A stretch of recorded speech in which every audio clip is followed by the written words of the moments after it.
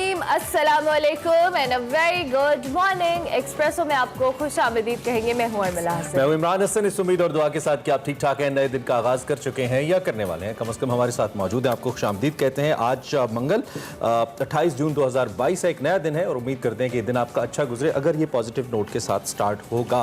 अगरचे कि अलग सुबह अगर चूँकि मुझे बुलेटिन सुनने की ज़रूरत पड़ती है कि रात को कोई खास बड़ी डेवलपमेंट तो नहीं हुई, और उस खबरें सुनते सुनते या हेडलाइन सुनते सुनते दो तीन चीज़ें ऐसी ज़रूर पता चलती हैं जिससे आपका दिन पूरा नहीं तो थोड़ा सा बुरा हो ही जाता है। उनमें से एक बिजली की कल पता लग गई थी ना, कल से बुरा दिन शुरू हो गया था। मतलब आज सुबह क्यों हुआ है, वो कल से शुरू हो गया था। तकरीबन 8 रुपए मुझे तो लगता है हमारे पैदा होते ही शुरू हो गया था। वैसे फी यूनिट तकरीबन 8 रुपए महंगी हो गई है बिजली। अगर आप सोच रहे हैं कि आप एसी चलाते हैं और बिजली नहीं भी आती, फिर भी आपका बिल अच्छा खासा आता है, तो आप तैयार हैं क्योंकि अच्छे खासे से भी बहुत अच्छा खासा अब ये बिल आने वाला है। आपने परेशान नहीं होना, घबराना नहीं। ये मुस्कुराहट हमारी बिल्कुल मसनूई है और हम बिल्कुल इससे खुश नहीं हैं। शहबाज शरीफ साहब, आपसे हम बिल्कुल खुश नहीं हैं, आपकी एडमिनिस्ट्रेशन से हम बिल्कुल खुश नहीं हैं। कल उन्होंने इंदिया दे दी है कि जुलाई में लोड शेडिंग और ज्यादा होगी, गैस नहीं मिली, पहले कम हो रही है, तो जुलाई में जो इतनी हो रही है ना उससे और ज्यादा होगी।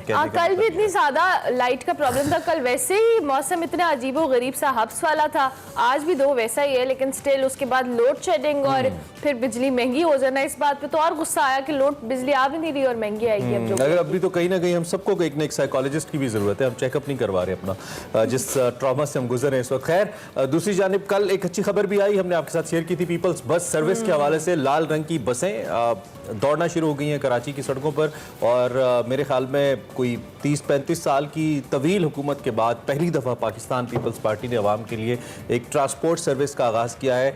अगरचे कि कोई बस स्टेशंस नहीं है इसके, कोई टिकटिंग बूथ्स नहीं है इसके लिए, कोई मैकेनिज्म या सिस्टम नहीं है इसके लिए, उसके बावजूद बसें खरीद कर रोड पे चला दी गई हैं और आवाम को कहा गया कि आप बैठें। और जब आवाम ने कहा कि हमारी बस है, तो फिर पीपल्स पार्टी ने कहा ये ले बस है, बस आपको मिलेगी। उसके अलावा जो फैसिलिटीज है उसके बारे में हम खुद श्योर नहीं है कि उसमें बूथ और ये टिकटिंग वाला मामला है। आप बाकी सारी बातें छोड़े।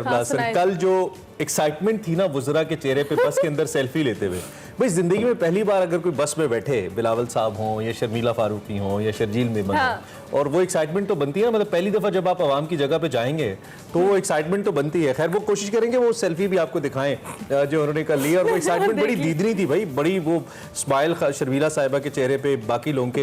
वो पता नहीं अपने चेयरमैन के साथ बस में बैठे इसलिए थी या पहली बार बस में बैठे, लेकिन बहरहाल पहली बार बैठे थे बस। लेकिन कोई बात नहीं, कराची वालों बस मिल गई है, बाकी मामला बाद में देखे जाएंगे।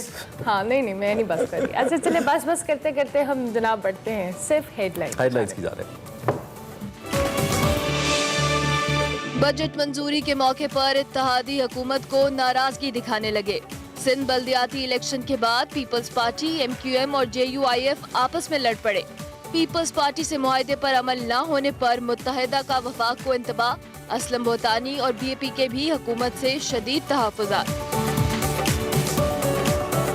बढ़ती महंगाई अवाम के लिए अजियत बन गई। हुकूमत का बिजली की फी यूनिट कीमत में तकरीबन 8 रुपए इजाफे से अवाम को 1000 वोल्ट का जोरदार झटका। LPG माफिया भी सुपर टैक्स का बोझ अवाम पर डालने लगा। मईशत को संभालने के लिए साबिक वजीर खजाना इसाक डार की लंदन से जल्द वापसी की इत्तलात। पंजाब ज़िमनी इलेक्शन से पहले नून लीग हुकूमत को जोरदार धचका। लाहौर हाई कोर्ट ने पाकिस्तान तहरीक इंसाफ की दरख्वास्त पर 5 मखसूस नशिस्तों से मुतल्लिक इलेक्शन कमीशन का फैसला कलअदम करार दे दिया। फौरी नोटिफिकेशन जारी करने का हुक्म। पंजाब में नंबर गेम दिलचस्प सूरत हाल इख्तियार कर गई। होशियार, खबरदार, कोरोना वायरस ने फिर सर उठाना शुरू कर दिया। कराची में हर 100 में से 23 अफराद मोहलिक वायरस का शिकार हो गए।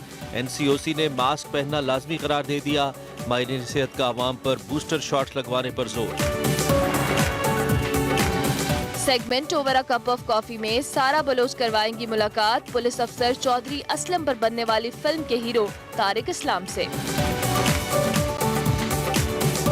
और ज़ेरे जमीन पानी को बारिश के पानी से रिचार्ज किया जा सकता है, जानिए सेगमेंट माइंड मैटर्स में।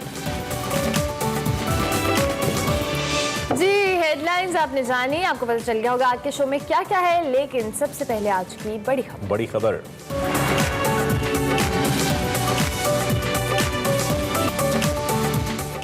सबसे पहले एज यूजुअल बात सियासत की। हुकूमत के लिए सूरत हाल अच्छी नहीं है। सिंध के पहले मरहले में जो पुरतशद्दुद बल्दियाती इंतखाबात हुए, कल हमने आपको बड़ा डिटेल में रिपोर्ट भी किया था। इसके बाद सियासत में हंगामा खेजी दिखाई दे रही है और ये तो होता है मुख्तलिफ जमातें जहाँ पे इकट्ठी हों।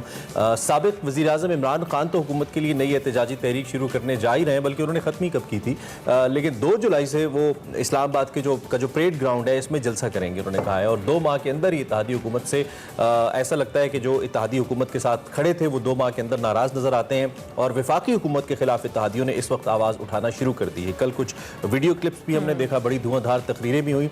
सिंध के बल्दियाती इंतखाबात की बात करें तो इसके बाद हुकूमत के इत्तेहादी आपस में लड़ पड़े हैं।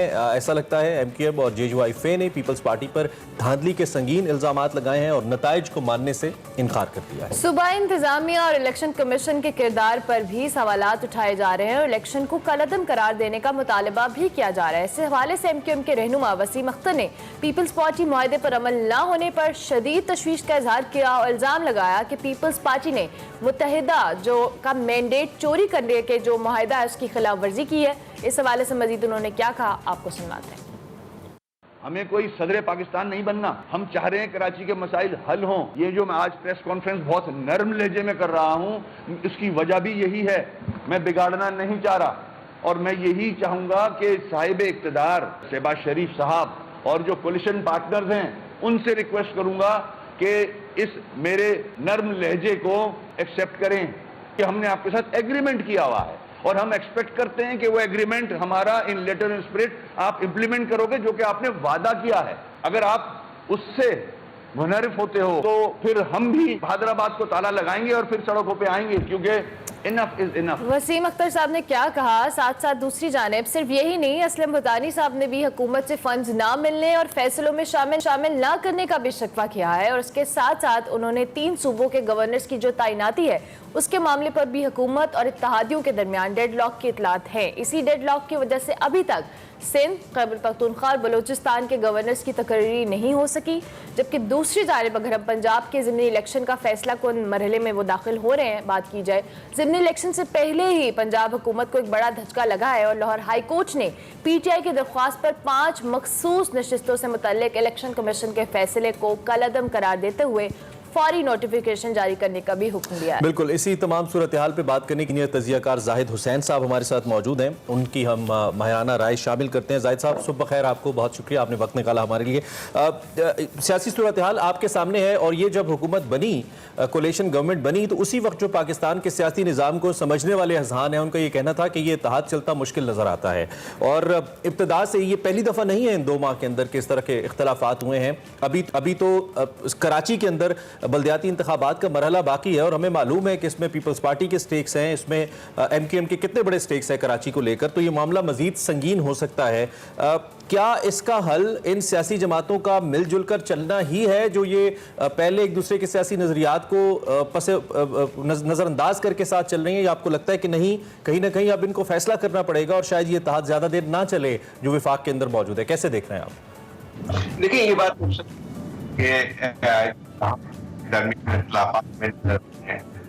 जैसे आप MQM के पार्टी के साथ, उसके अलावा जो है कुछ में आवाजें ऐसी आनी शुरू हुई है दौरान जो कि और अपने अपने जो है अपने खिलाफ लेकर आ रहे हैं। तो ये कहा जा सकता है कि जो है बहुत ज्यादा मजबूत नहीं है, लेकिन मुझे नहीं लगता है कि इस वक्त जो है वो बिखर जाएगी। सबका भी इंटरेस्ट मौजूद है कि किसी तरह से जो है फैलाया जाए और बावजूद इख्तिलाफात के बहरहाल जो है ये इत्तेहाद टूटने नहीं जा रहा है। सबसे बड़ा जो मसला जो आ रहा है भारतीयों के लिए, हुकूमत के लिए, वो पंजाब की सूरत हाल है। सब की जो हुकूमत हमजा शरीफ की क़यादत की जो हुकूमत है वो ज्यादा खतरे में मौजूद है।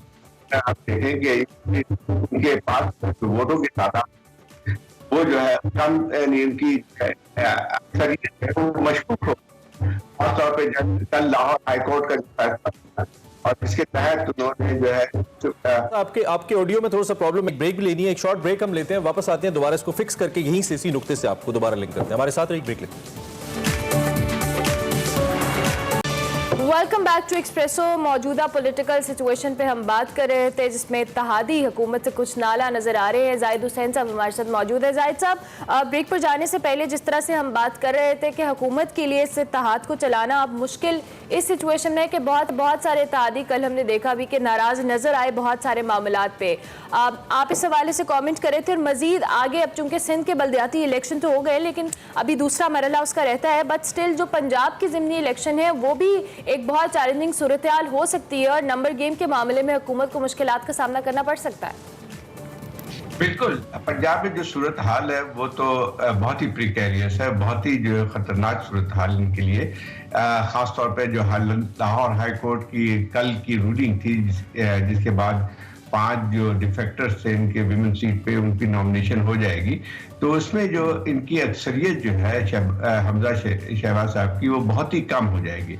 और अब जो है सारा दारोमदार इस बात पे है कि जो रिजल्ट क्या आते हैं जुलाई 17 को जो बाई इलेक्शन है 20 सीटों पे, अगर उसमें पीटीआई के लोग कामयाब होते हैं ज़्यादा तादाद में, तो उसके बाद जो है इस हुकूमत का वजूद जो है वो मुमकिन नहीं रहेगा। और जो पंजाब की अगर ये क्राइसिस होता है और वहाँ पे हुकूमत ख़त्म होती है तो उसके असर जो है आपके मरकजी हुकूमत पे भी पड़ेंगे जो कि ऑलरेडी उसमें इख्तलाफात का शिकार है। तो मुझे लगता है ये कि सूरत हाल बहुत ही नाजुक बनती जा रही है और ख़ास तौर पे इत्तेहादियों को एक और भी जो है वो आगे के इलेक्शन की तौर पे देख रहे हैं। वो ऐसे जो फैसले हैं, जो सख्त फैसले जो कि करना नागुज़ीर थे इस हुकूमत के लिए माशी तौर पे संभालने के लिए, वो जो है वो समझते हैं कि उसके असर उनके आइंदा इलेक्शन पे पड़ेंगे। तो मेरा ख्याल ये है कि इस वक्त ऐसी सूरत हाल बन के आ रही है कि कोई जो एलाइज दूसरी पार्टीज हैं वो अपनी जिम्मेदारी लेने के लिए तैयार नहीं है। उसके अलावा ये जो से आपने बताया कराची की सूरत हाल या सिंध की सूरत हाल, खास तौर पर बल्दियाती इलेक्शन के जो दौरान चीज़ें जो है वो टेंशन बढ़ी है, क्योंकि वहाँ पे मुकाबला जो है उसी इत्तेहादियों के दरमियान है जो कि मरकज में हुकूमत चला रहे हैं। पीटीआई का वहाँ पे इंटीरियर सिंध में कोई बहुत ज़्यादा वजूद में नहीं है। वहाँ पे अगर आप देखें तो खुल के जो इख्तलाफात सामने आए हैं वो पीपल्स पार्टी और एमक्यूएम के दरमियान है। उसके साथ साथ जो है अगर आप देखें कि जेयूआई की तरफ से भी एहतजाज किया जा रहा है। तो ये तो सारी की सारी ये तीनों पार्टियां जो है वो इत्तेहाद का हिस्सा है। ठीक है जाहिद साहब, ये जो बोझ इस वक्त हुकूमत पे और खास तौर पे अगर मैं कहूँ, मे बी आप अग्री करें मेरी बात से, पीएमएलएन के ऊपर पड़ रहा है ज्यादा, चूंकि वजीर आजम उनका है और मेन कैबिनेट उनके पास है, गवर्नमेंट उनके पास है। तो कब तक आपके ख्याल में शहबाज शरीफ गवर्नमेंट ये प्रेशर बर्दाश्त कर सकती है? एक जानिब मुआशी चैलेंजेस का प्रेशर है, महंगाई का प्रेशर है, दूसरी जानिब ऑपोजिशन यानी कि इमरान खान साहब का प्रेशर है और तीसरी जानिब अपने ही इत्तेहादियों का प्रेशर है। ये गवर्नमेंट जो कि एक वीक गवर्नमेंट है नंबर्स के पॉइंट ऑफ व्यू से, कब तक ये प्रेशर आपके ख्याल में बर्दाश्त कर सकती है? ये देखिए, इसका सारा दारोमदार जो है वो 17 जुलाई में पंजाब के बाई इलेक्शन पे है। अगर बाई इलेक्शन में ये लोग अपने पंजाब हुकूमत जो है इस वक्त पीएमएलएन की वो अपनी अक्सरियत खो जाती है तो उसका डोमिनो इफेक्ट पड़ेगा और फिर जो है इस हुकूमत के लिए चलना बहुत मुश्किल होगी। लेकिन अगर पंजाब में ये बाई इलेक्शन जीत जाते हैं तो भी जो है क्राइसिस ख़त्म नहीं होगा, इस वजह से कि फिर मतलब इसके ऊपर सवालिया निशानात भी खड़े हो सकते हैं। तो मेरा ख्याल ये है कि सूरत हाल खासी जो है मुश्किल है और इत्तेहादी चलेंगे। फिलहाल तो ये नहीं है कि बावजूद इख्तलाफात के इनके किसी की भी इंटरेस्ट में नहीं है कि फौरी तौर पे वो अपने आप को इस इत्तेहाद से अलहदा करें, क्योंकि उसका फ़ायदा जो है फिर वो समझते हैं कि पीटीआई की मिलेगी और इमरान खान से फ़ायदा उठाएंगे। तो मेरा ख्याल ये कि इत्तेहाद जो इसी तरह से चलता रहेगा। लेकिन अगर पंजाब में तब्दीली आती है जुलाई 17 के बाद तो फिर इस हुकूमत का चलना मुश्किल हो जाएगा और मुझे लगता है फिर इलेक्शन करीब आ जाएंगे। ये तो हमने बात कर ली सियासी। अब थोड़ा अवामी नुक्ता निगाह से अगर बात करें, चूंकि एक सियासी जो हुकूमत है उसकी जड़ें तो अवाम के अंदर ही होती हैं और उसके लोगों ने वापस अवाम के पास ही जाना होता है। इस वक्त माशी तौर पर जिन चैलेंजेस का शिकार शहबाज शरीफ की हुकूमत है, उसको देखते हुए आपको लगता है कि आने वाले वक्त के अंदर इन चैलेंजेस से कोप अप कर पाएंगे? जो कि मुश्किल फैसले, मुश्किल क्या बदतरीन फैसले कर लिए अपने, अगर पॉलिटिकल इंटरेस्ट की बात करें तो इस वक्त अवाम के अंदर शदीद गमो गुस्सा पाया जाता है इस बात से कतई नज़र के जो बैनुल अक़वामी कीमतें हैं या पहले का था या पीटीआई का मुआहदा था, लोग इस चीज़ को नहीं समझते। लोग तो कहते हैं जी मौजूदा हुकूमत क्या रिलीफ दे रही है। तो इन मुश्किल फैसलों के बाद अगर ये इत्तेहाद नहीं चल पाता तो इसके कॉन्सिक्वेंसेस पीएमएलएन के लिए क्या देख रहे हैं आप? देखिए ये बात सही है कि जो फैसले किए गए हैं, जैसे कि आपने कहा कि नागुज़ीर थे, जो माशी सूरत हाल थी या इंटरनेशनल प्राइसेस जो बढ़ी है कमोडिटीज़ की और ख़ासतौर पर पेट्रोलियम की, तो हुकूमत के लिए इसके अलावा कोई चारा नहीं था कि उस कीमतों को बढ़ाया जाए। तो लेकिन उसके असरात यकीन तौर पर लोगों तक बराह रास्त उसका असर होता है और लोगों में बेचैनी भी पैदा हो रही है, क्योंकि वही देखें कि चंद महीना पहले जो है PMLN की हुकूमत ही थी जो कि PTI के खिलाफ जुलूस निकाल रही थी, महंगाई के खिलाफ जुलूस निकाल रही थी, और अब जो है उसके ऊपर जो है सारा ओनस उसके ऊपर आया है। तो यकीनी तौर पर उसके असरात तो पड़ेंगे, और हमें नजर भी आ रहा है कि इस दौरान में अगर देखा जाए तो जो इमरान खान की जो मकबूलियत है, जितने भी इंडिकेटर्स आ रहे हैं या ओपिनियन पोल आ रही है, वो PTI की जो है वो सूरत की जो है मकबूलियत में इजाफा हो रहा है, और PMLN की जो है यकीनी तौर पर जो भी हुकूमत वक्त जो होती है उस पर जो है अवाम उसके ऊपर जो अवाम की तनकीद भी होती है। तो मेरा ख्याल ये है कि ये फैसले नागुज़ीर ज़रूर हैं, लेकिन उसके बराह रास्त असरात जो है आइंदा की सियासत पे पड़ेंगे। जाहिद साहब, एक ज़िमनी नुक्ता है, काइंडली उस पर भी आप रोशनी डालते जाइए कि अगर इन केस PMLN की हुकूमत या मौजूदा जो कैबिनेट है, मेजॉरिटी जो कि PMLN है, इसलिए हम बार बार कह रहे हैं, वैसे कोalition गवर्नमेंट, इन केस अगर ये गवर्नमेंट नाकाम होती है, अपना मुकर्रर जो वक्त है उसको पूरा नहीं करती, उससे पहले इसको जाना पड़ता है, तो क्या इसका मलबा आपको लगता है कि पॉलिटिकली ज़्यादा PMLN पे ही गिरेगा, उसी को नुकसान होगा, या सब जमातें इस नुकसान की का बराबर शिकार होंगी, आपको लगता है? देखिए, अगर ये हालात ज़्यादा ख़राब होते हैं तो फिर हम यकीन तौर पे जल्दी इलेक्शन की तरफ जाएंगे, और हो सकता है अक्टूबर नवंबर तक इलेक्शन फिर कराने पड़ेंगे, तो उसका यकीन तौर पे ज़्यादा असर जो होगा वो PMLN पे पड़ेगा। देखिए, पीपल्स पार्टी की जो है वहाँ पे सिंध में इसकी पोजीशन बहुत ज़्यादा मुतासिर नहीं होगी इन चीज़ों पे, और वो बरकरार रहेगी। उसके पंजाब में बहुत ज़्यादा उनके नहीं है, सियासी तौर पे जो है इतनी मुस्तहकम नहीं है, तो उनके ऊपर ज़्यादा असर नहीं पड़ेगा। फिर दूसरी बात ये है कि जब ये हुकूमत यकीन तौर पे जैसे आपने कहा कोalition हुकूमत है, लेकिन इसकी जो है सारी जिम्मेदारी लगता ये है कि PMLN के पास है, क्योंकि वज़ीर आज़म उनका है, ज़्यादा वज़ीर उनके पास है। अच्छा जाहिद साहब, दूसरी जानिब, सॉरी आपको इंटरप्ट कर रही हूँ, वक्त कम है, हम चाहेंगे आखिर में इस हवाले से भी बात कर लें। जिस तरह से हमने कहा कि अब बहुत सारे ऐसे फैसले हैं जो नागुज़ीर हैं हुकूमत के लिए, और वो ले रहे हैं फैसले जिसका लॉन्गर रन सियासत पर, मुल्की मईशत पर इम्पैक्ट तो आएगा, लेकिन दूसरी जानिब साबिक वज़ीर ख़जाना इसाक डार साहब के हवाले से भी इतलात हैं कि वो 5 साल बाद लंदन से वापस आ रहे हैं, कुछ इस हवाले से खबरें भी आई हैं। आपको लगता है कि वो वापस आएंगे जब जिस तरह से अभी इकॉनमी की सिचुएशन है, कोई उनका रोल हो सकता है इसकी बेहतरी के हवाले से? नहीं, बिल्कुल नहीं। देखिए, ये एक और जो मसला जो आ रही है इस हुकूमत पे, वो हमने कोalition पार्टनर्स की बात की, लेकिन खुद PMLN के दरमियान के सफ़ों में जो इख्तिलाफात मौजूद हैं वो ज़्यादा खतरनाक मुझे लग रहे हैं। देखिए, इसाक डार की जो सोच है, जो सियासी जो माशी के लिहाज से, वो बहुत ही मतलब अगर देखा है तो वो एक पॉपुलिस्ट थिंकिंग है, और इसाक डार साहब बहुत सारी खुद उनकी पॉलिसी जो रही है जब वो वज़ीर ख़जाना थे, तो बहुत सारी खराबियां जो इस वक्त पाकिस्तान की माशियत में है वो उनकी पॉलिसी की वजह से है। तो अब अगर वो अभी भी जो है मेरे ख्याल खामोश बैठे हुए नहीं है, अक्सर टेलीविजन पे आके इंटरव्यू देते हैं और उनकी सारी क्रिटिसिज्म जो है इस हुकूमत की पॉलिसी पे है। तो मेरा ख्याल ये है कि ये बहुत अच्छा शगुन नहीं होगा इस हुकूमत के लिए कि अगर इसाक डार साहब आते हैं और वो फिर अपनी जो है वो अपने आप को जो है मुदाखलत करते हैं हुकूमत के कामों में, तो इस हुकूमत के लिए अच्छाई नहीं होगी, क्योंकि जो भी पॉलिसी चल रही है उसमें एक अमांगी होनी ज़रूरी है। और अगर ये किस्म के इख्तिलाफात सामने आते हैं तो मेरा ख्याल ये है कि फिर हुकूमत के लिए बहुत मुश्किल होगा आगे चलने, क्योंकि ठीक है कोalition पार्टनर तो साथ रह सकते हैं इख्तिलाफात के बावजूद, लेकिन जो इंटरनल जो इनके इख्तिलाफात हैं ख़ासतौर पर माशी जो पॉलिसी के हवाले से, वो मेरे ख्याल ये कि इनके लिए सबसे ज़्यादा खतरनाक साबित हो सकते हैं। बिल्कुल ठीक, बिल्कुल ठीक। जाहिद हुसैन साहब, बहुत शुक्रिया तज्जिए का, आप हमारे साथ मौजूद रहे। सीनियर तज्जियाकार जाहिद हुसैन अपनी राय का इजहार कर रहे थे मौजूदा सियासी सूरत हाल को लेकर। अगर खुदा न खास्ता उनके मुताबिक ये हुकूमत नहीं चल पाती, मुकर्रर वक्त से पहले इलेक्शन करवाना पड़ते हैं, ज़्यादा नुकसान PMLN को इसलिए होगा चूँकि जो बड़ा हिस्सा है हुकूमत का वो उनके पास है। और दूसरी जानिब उन्होंने ये भी कहा कि जो दीगर इत्तेहादी हैं ये नहीं कि वो बिल्कुल बिला ज़िम्मा हो जाएंगे, ऐसा नहीं हो सकता, बिल्कुल वो इससे दामन नहीं छुड़ा सकते अगर नाकामी खुदा न खास्ता होती है, लेकिन ज़्यादा इसका असर PMLN की पॉलिटिक्स पे पड़ेगा, ऐसा कहना था जाहिद हुसैन साहब का। और माशी तौर पे मुश्किलात इसाक डार साहब के आने से कम नहीं होंगी, ये भी तज्जिया था उनका। ब्रेक लेंगे, ब्रेक के बाद हाजिर हूँ। Welcome back to Express. अब बात करेंगे कुछ कोविड के हवाले से। तो मुल्क भर में कोरोना वायरस के जो मस्बत केसेस हैं उनमें फिर इजाफा होने लगा है। कोविड के फैलाव की शरह में हर गुजरते दिन के साथ साथ हम बात करें तो मुसलसल इजाफा हो रहा है और 3% तक पहुंच गई है मुल्क भर में जो कोविड के पॉजिटिविटी रेशो है।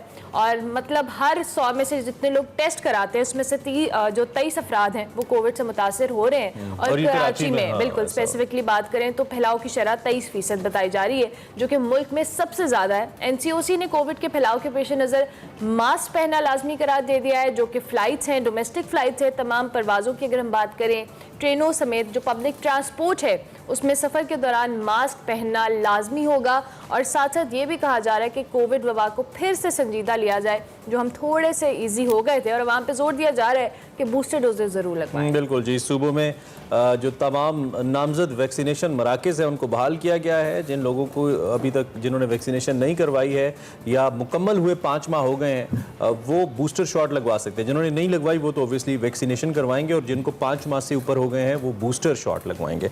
हमारे साथ डॉक्टर राबाद असगर साहब मौजूद हैं, मेंबर WHO हैं और हेल्थ प्रोफेशनल हैं चूँकि, तो उनसे ज़रा बात करते हैं, उनसे पूछते हैं अब इस सूरत हाल पर उनकी क्या राय। डॉक्टर साहब, थैंक यू वेरी मच। एक तो बहुत अरसे के बाद आपसे हमारी मुलाकात हो रही है, कोविड में तो अक्सर हो जाया करती थी। आई होप कि आप ठीक ठाक हैं, खैरियत से हैं। ये जो दोबारा से सूरत हाल बन रही है, कुछ लोग और कुछ माहिरीन इसको 6th वेव भी कह रहे हैं, क्या आप मुत्तफिक हैं इससे? 6th वेव है ये? जी बहुत शुक्रिया, और वाकई काफ़ी दिनों बाद आपसे बात हो रही है, और बिल्कुल अल्लाह का शुक्र है ठीक ठाक हूँ, और आप भी ठीक हो गए। थोड़ी सी मैं तस्हीह पहले कर दूं कि WHO मेंबर से जो डेजिग्नेशन है वो लोगों को समझना शायद आए। मैं टास्क फोर्स का मेंबर हूँ जो WHO की है। इसी तरह उनका जो रोस्टर ऑफ एक्सपर्ट्स है ऑन एपिडेमियोलॉजी और सर्वेलेंस, उसका भी मैं मेंबर हूँ, तो ये थोड़ी सी वजाहत ज़रूरी है जी। दूसरी बिल्कुल वेव शुरू हुई है, और नंबर बेशक अभी उतने नहीं हैं, लेकिन हमने ये देखा कि एक हफ्ते 10 दिन के तकरीबन 10 दिन के अंदर केसों में तकरीबन 3 से 4 गुना तक इजाफा हुआ है, और ये बड़ा तेजी के साथ इजाफा हुआ है। और गो के लोग अभी ये शायद सोचें कि 300-400 केसेस पाकिस्तान जैसे बड़े मुल्क में कोई ज़्यादा नहीं है, लेकिन ये हमें याद रखना चाहिए कि 2 साल के बाद टेस्टिंग बहुत कम हो गई हुई है, और जब आप टेस्ट नहीं कराते तो आपको टोटल जो बर्डन है डिजीज़ का उसका पता नहीं लगता। तो इस वजह से जो अगर 400 केसेस आ रहे हैं तो हमें समझना चाहिए कम से कम 4000 केस इस वक्त पाकिस्तान में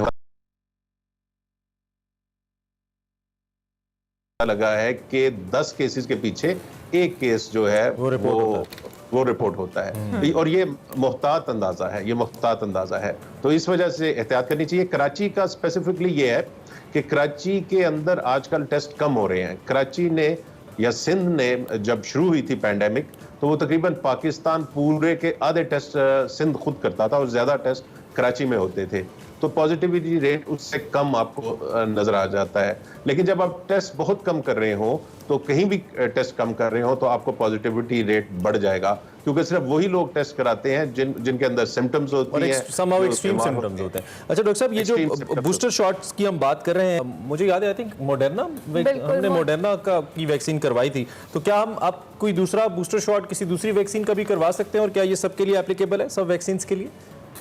जी हाँ, इसमें जो नई तहकीक है वो हमें ये बताती है कि बूस्टर डोज इंपॉर्टेंट है, वो किस वैक्सीन का है वो इतना ज्यादा इंपॉर्टेंट नहीं है। अच्छा। तो अगर आपने मॉडर्ना लगवाई थी और अब आपको फाइजर या इवन साइनोफार्म भी मिलती है, तो वो उसको आप लगवा लें। और उसके अंदर देखना ये होता है कि आपको जो पिछली आपकी वैक्सीन या बूस्टर डोज आपको लगा था वो 6 माह पहले लगाओ, क्योंकि 6 माह के अंदर जो एंटीबॉडीज की तादाद है वो जिस्म में कम होती जाती है। ठीक हो गया, ठीक हो गया। अच्छा, दूसरी जानिब डॉक्टर साहब, ऑब्वियसली जो सोशल डिस्टेंसिंग है, हमने पहले देखा जब कोविड की पहली 3 वेव्स आई, 4 वेव्स आई, उसमें हमने तमाम तर जो सिचुएशन है उसको कंट्रोल करने के लिए बहुत स्ट्रिक्टनेस NCOC की जानिब से बहुत जो स्ट्रिक्ट जो कह लें इंस्ट्रक्शंस थी, चाहे वो मास्क के हवाले से हों, डोमेस्टिक फ़्लाइट्स के हवाले से हों, पब्लिक ट्रांसपोर्ट के हवाले से। आपको लगता है कि खुदा ना खास्ता अगर ये चीज़ें वर्स्ट होती हैं तो उससे पहले ही हम इस तरह से दोबारा से ये इक़दामात को शुरू कर दिया जाए ताकि हम वर्स्ट होने की जानिब ना जाएं? जी हाँ, और बिल्कुल मैं इसकी तायद करता हूँ जो कल NCOC ने पब्लिक ट्रांसपोर्ट के अंदर मास्क का दोबारा इम्प्लीमेंट किया है। ये क्रिटिकल था और इसको करना चाहिए था। और देखिए, जब आप पब्लिक ट्रांसपोर्ट में होते हैं तो आप एक थोड़ी देर के लिए जाते हैं और उस वक्त थोड़ी सी आप तकलीफ आपको बर्दाश्त कर लेनी चाहिए। जो एहतियातें हैं वो हमें वो बतानी चाहिए जिन्हें लोग इम्प्लीमेंट भी कर सकें।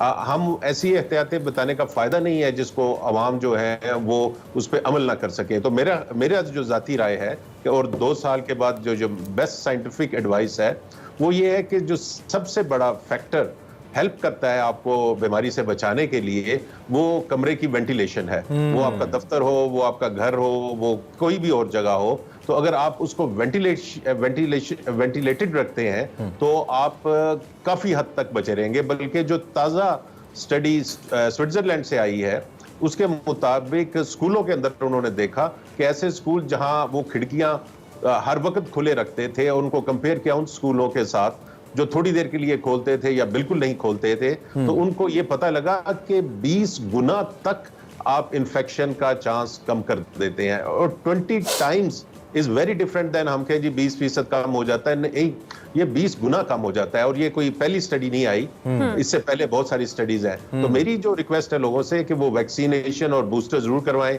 दूसरे लोगों के करीब हो तो मास्क पहने, और लेकिन ज्यादा जोर रखे कि जिस कमरे में या दफ्तर में, दुकान में वो शॉपिंग कर रहे हैं या लोगों से मिल रहे हैं वहां वेंटिलेशन जरूर नहीं चाहिए। हाँ, वेंटिलेशन। डॉक्टर साहब, बैनुल-अक़वामी इदारे इस वबा को लेकर इस वक्त क्या सोच रहे हैं? चूंकि आपका शोबा है, थोड़ा बहुत जनरल नॉलेज तो हम देखते रहते हैं, पढ़ते रहते हैं, स्टोरी सामने आ जाए इनफैक्ट तो पढ़ते रहते हैं, बट आपका चूंकि शोबा है, रिसर्च है, तो इस वक्त इस वबा को कैसे देखा जा रहा है और क्या इसकी मजीद कोई शक्लें भी एक्सपेक्ट की जा रही हैं दुनिया भर के अंदर? वैसे तो एक प्रिडिक्ट नहीं किया जा सकता और ये भी एक राय इसके बारे में जरूर मौजूद है और शुरू से है कि जी इसने रहना है, हमारे साथ ही रह रहा है, कभी कम कभी ज्यादा ही होता रहेगा। लेकिन इस वक्त WHO या दीगर जो बैनुल-अक़वामी इदारे हैं वो इस वबा को कैसे देख रहे हैं मुस्तकबिल के हवाले से?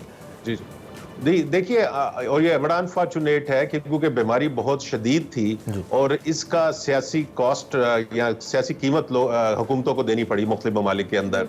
तो गवर्नमेंट्स का ये एटीट्यूड हो गया कि, और जो अभी आपने कहा है कि ये बीमारी हमारे साथ ही रहनी है, हम कब तक इस पे पाबंदियां लगाएं या क्या करें और इसके साथ जिंदा रहें। लेकिन जो नई तहकीक है वो इस बात को वो क्या कहते हैं उसके लिए वो सही नहीं बताती। क्यों कि इसके अंदर इवन आपको माइल्डर इन्फेक्शन भी है तो 10 से 20% लोगों को लॉन्ग कोविड की बीमारी का खतरा होता है, उसके साथ लॉन्ग टर्म में हार्ट डिजीज का खतरा है, इसके साथ बाकी और बीमारियों का खतरा है। तो ये नहीं है कि आज आपको इन्फेक्शन हो गई और आपने कहा कि जी चले मेरा काम पूरा हो गया, अब मैं आराम से घूमूं फिरूं। दूसरी बात ये है कि ये जो नई वेव आ रही है ये ज्यादातर B5 के साथ आ रही है जो ओमिक्रॉन का एक सब वेरिएंट है, आगे उसका ऑफशूट है। अब ये जो इतने सब वेरिएंट्स आए हैं ये इतनी दूसरी बीमारियों में इतने ज्यादा नहीं आते। अब इस जो वेरिएंट है ये पहली वैक्सीनेशन से भी खातर में नहीं लाता और आपको पहले कोरोना हुआ है तो उसको भी इतना खातर में नहीं लाता। तो इस वजह से वो जो कॉन्सेप्ट था कि हो जाए, जिंदा रह लें, एक दफा हो जाए और उसके बाद आगे चलिए, वो बात इस पे बनती नहीं है। ठीक हो गया, thank you very much doctor साहब, शुक्रिया कि आपने इतने इंपॉर्टेंट टॉपिक के ऊपर, ऑब्वियसली कोविड के हवाले से हम बात कर रहे थे, राना जवाद हमारे साथ मौजूद थे। डॉक्टर साहब यही कह रहे हैं कि अगर आपको एक बार कोविड हो गया और आप इस सोच में हैं कि आपको दोबारा नहीं होगा तो आपको बिल्कुल गलत लगता है। अगर आपने वैक्सीनेशन करवा ली है तो बूस्टर शॉट्स लगवाना ना भूलें और साथ साथ जो मास्क का इस्तेमाल है या सोशल डिस्टेंसिंग है इसको दोबारा से अपनी ज़िंदगी का हिस्सा बना लें, क्योंकि जब तक कोविड ख़त्म नहीं होता, दो कि अभी हमें बज़ाहिर ख़त्म होता नज़र नहीं आ रहा, तो लिहाजा हम सब पे एहतियात करना ज़रूरी है। अभी हम एक ब्रेक लेंगे, ब्रेक के बाद हाजिर होंगे। आप देखते रहिए एक्सप्रेस।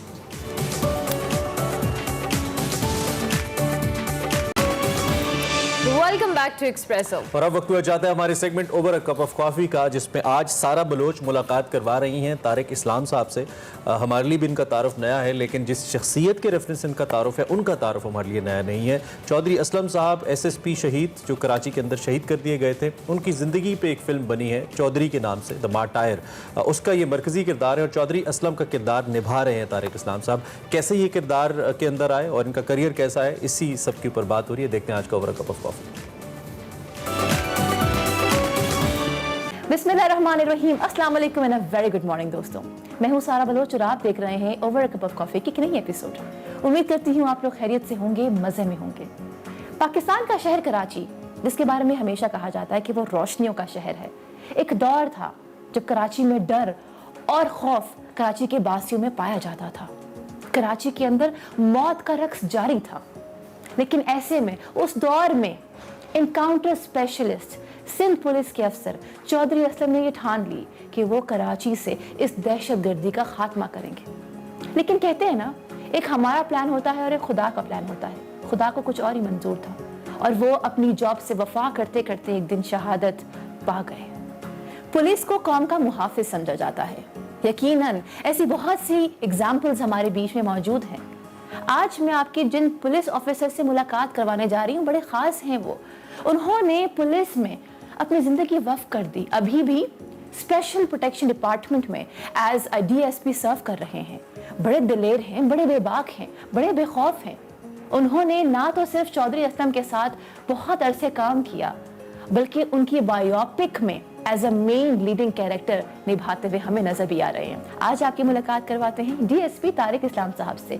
जानते हैं पुलिस अफसर से एक्टर बनने का सफर कितना मुश्किल, कितना आसान था।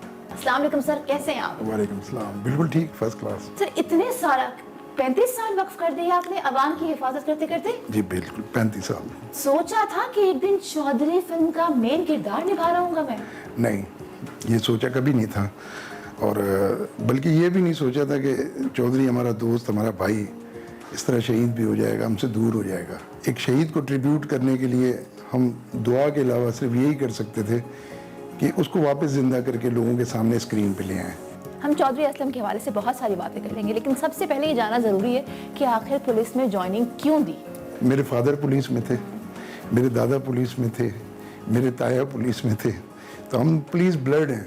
अच्छा, चौधरी असलम के साथ आपने जब काम किया, उस ज़माने में कराची के शहरियों में खौफ था, एक दहशतगर्दी का समा था। थोड़ा सा उस हवाले से हमें बताइए। 20-25 के करीब लोग रोज़ाना जो है वो बेचारे मारे जाते थे कराची में।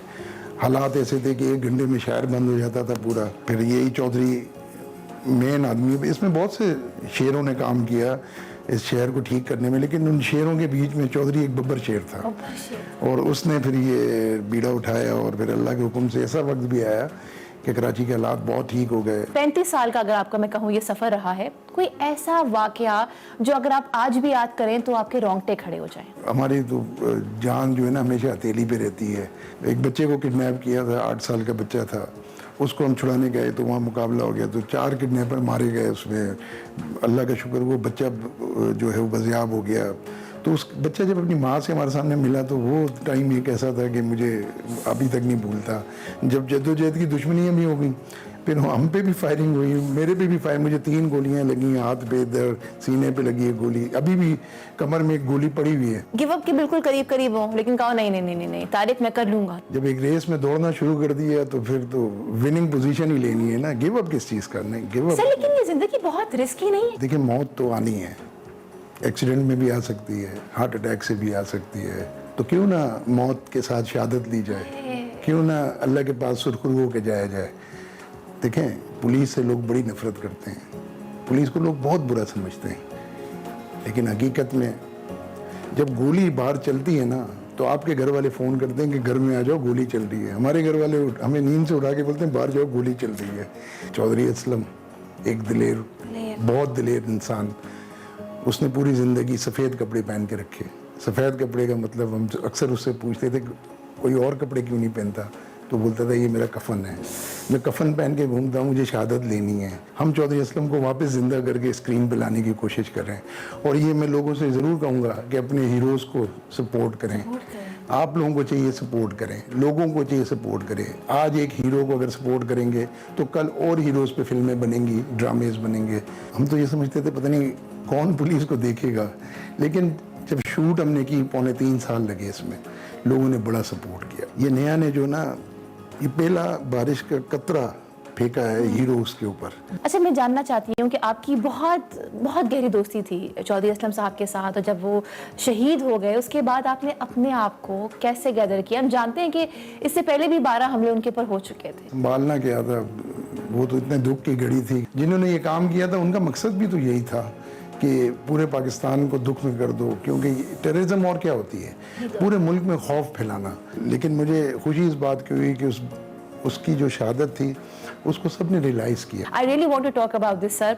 आप अपनी ड्यूटी निभा रहे थे, अवाम की खिदमत कर रहे थे, तो क्या हुआ कि नेहा ने फ़ोन किया आपको, आप आसानी से मान गए, डर रहे थे? ये ज़रा शेयर करें। नहीं ऐसा नहीं था। जब फ़ोन नहीं किया था, नेहा से हमारे तकरीबन 8-10 साल से फैमिली। अच्छा। हाँ, तो जब ये हादसा हुआ था तो उस वक्त ज़ाहिर है डिस्कशन तो यही होती थी, ये क्या हो गया, कैसा हो गया। हाँ, तो फिर नेहा कहीं बाहर गई थी, तो वापस आके उन्होंने कहा वहाँ भी लोग उसका जिक्र कर रहे थे, तो इस पे कोई काम होना चाहिए। तो मैंने कहा इस पे कोई सीरियल बनाए, कोई फिल्म बनाए कुछ।